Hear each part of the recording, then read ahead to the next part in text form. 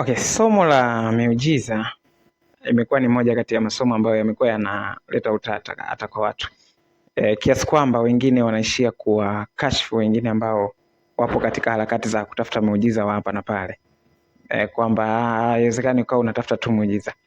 Anyway, ni challenge, lakini ukisoma katika Biblia, Yesu au niseme Biblia kwa ujumla haijakataa watu kuwa wanahitaji muujiza, watu wa kutafuta muujiza, kwa sababu neno la Mungu linasema hivi: wakati wale wanafunzi wamekuja siku ile Yesu baada ya kuwa ametoa mikate kama jana, walipoenda kesho yake Yesu alisema hivi: ninyi mmekuja hapa si kwa sababu mliona ishara, lakini kwa sababu mlikula mikate. Kwa maneno mengine, Yesu alichokuwa anasisitiza sio kwamba alikuwa anakataa watu wasije kwake kwa ajili ya miujiza, lakini alikuwa anapinga ulafi. Simple. Sio kwa sababu mliona ishara, lakini kwa sababu mlikula mkashiba. Yaani nyinyi mlichofuata hapa ni kula. Okay? Kwa hiyo hawakuwa na shida fulani ambayo wanahitaji Mungu aingilie kati katika maisha yao iishe. No, wale walikuwa na ulafi, njaa tu. Anyway, so kwa maneno mengine sasa ni kwamba muujiza ni halali na ni sawa. Okay? Yesu angekuwa okay, angeona ni sawa kama wangekuja kwake kwa sababu wanatafuta ishara, lakini aliona sio sawa kwa sababu walikuwa wamejia ulafi. So badala ya kupinga, tuangalie namna ambavyo tunaweza tukapata muujiza. Na kimsingi bila muujiza maisha ya Kikristo yanakuwa kama yanaboa, inakuwa ni philosophy. Inakuwa ni filosofia tu, falsafa na maneno mengi ambapo si kweli, kwa sababu Ukristo wenyewe maana yake ni kwamba Mungu aliyeumba mbingu na nchi anaishi ndani ya mtu. Hiyo tu peke yake kwanza ni muujiza, kwamba Mungu aliyeumba mbingu na nchi anaishije ndani ya mtu kama wewe. Huo tu kwanza ni muujiza. Sasa namna ambavyo tunaweza tukaangalia ni kwamba huo kwani umetokeaje?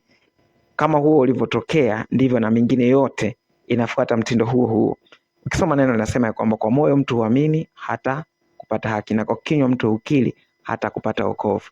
Nianza kusema hivi: miujiza haitengenezwi leo. No. Kwa sababu tunaposema labda muujiza wa uponyaji wa afya, sio kwamba tunapokuombea leo ndio Yesu anachukua magonjwa yako leo anaenda kupigwa msalabani kwa ajili ya wewe upone. Hapana. Ila Yesu alishapigwa na akaiweka afya yako. Kwa hiyo maombezi au tunapoita muujiza ni kwamba ni harakati za wewe kuchukua haki yako ambayo tayari Yesu alishailipia. Hasa kama ambavyo unachukua haki nyingine, ndivyo vile vile ambavyo unachukua haki nyingine. Haki ya wokovu unaichukua kwa imani, na haki nyingine yote ile ambayo Yesu alipigwa kwa ajili yake utaichukua kwa imani. Kwa maana hii, kwa moyo mtu huamini atakupata haki, na kwa kinywa mtu ukiri atakupata wokovu. Unaanzia hapa kwamba ninaamini kwamba Kristo ulibeba magonjwa yangu, ulibeba shida yangu kulingana na ile changamoto ambayo unaisemea. Alafu unaanza kuikiri. Unaamini kwanza moyoni mwako, alafu unaanza kuikiri. Kwa harakati za mara kwanza kwa inaweza ikachukua muda fulani, lakini niseme tu kwa kipindi kile cha mwanzo utaona ubongo wako ukikataa kabisa kwamba no. Mimi ni mgonjwa, mimi nina shida, mimi na matatizo, mimi naumwa. Lakini utakapoendelea utaona wenyewe unalainika, unayayuka. Kadiri unavyozidi kuyayuka utaona na ule muujiza unazidi kuingia, kama ilikuwa ni afya au kama ilikuwa ni eneo lingine lolote, utaona linazidi kuingia. Lakini kwa mara ya kwanza itakuwa inapinga, kwa sababu unajaribu kutembea kulingana na mwili unavyoenda, kulingana na watu wengine wanavyoenda, kwa sababu umetoka ardhini. Ukumbuke ubongo huu umetoka ardhini, kwa lazima ushindane na vitu vya kiroho. Lakini utakapokuwa kuna ushinda kwamba no, imekuwa Yesu alichukua, utaona mashindano yanapungua, na baadaye kadiri mashindano yanapungua ndivyo ule muujiza unaanza kumanifest na kuonekana.